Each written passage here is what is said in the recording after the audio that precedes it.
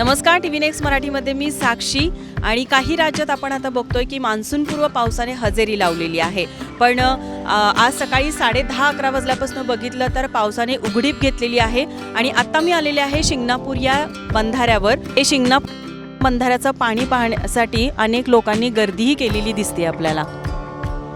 पावसामुळे हा बंधारा पूर्णपणे भरलेला असून चिखलीकडे जाणारा हा वाहतूक मार्ग पूर्णपणे बंद झालेला आहे।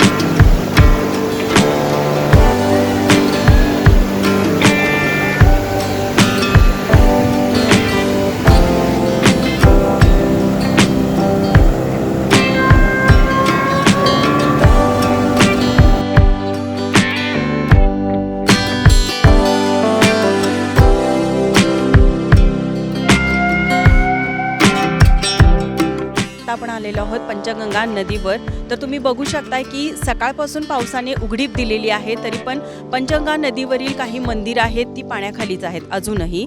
तर आपण बघू शकताय की कोल्हापूर जिल्ह्यातील मान्सूनपूर्व पावसाने पंचगंगेच्या पाणी पातळीत वाढ होऊन अनेक मंदिरं पाण्याखाली गेली आहेत। आज सकाळपासून पावसाने जरी उघडीप दिली असली तरी ही मंदिरं अजूनही पाण्याखालीच आहेत।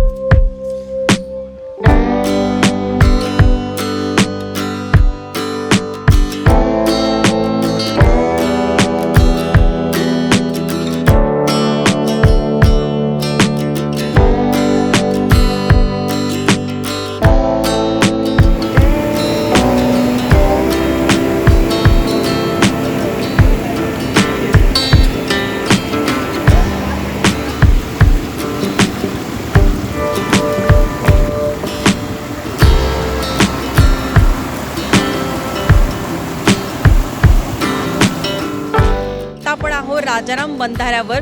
तर राजाराम बंधाऱ्याची परिस्थिती तुम्ही आता बघू शकताय। आज दिवसभर पावसाने जरी उघडीप घेतली असली तरी राजाराम बंधारा अजूनही पाण्याखाली आहे।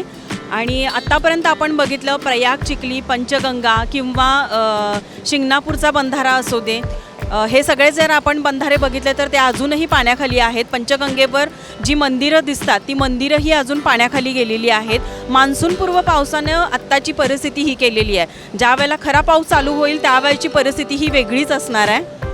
ही आहे आत्ताच्या 4:30 वाजताची परिस्थिती राजाराम बंधाऱ्याची। असेच पावसाचे नवनवीन अपडेट पाहण्यासाठी आमच्या सोबत रहा, पाहत रहा टीव्ही नेक्स्ट मराठी।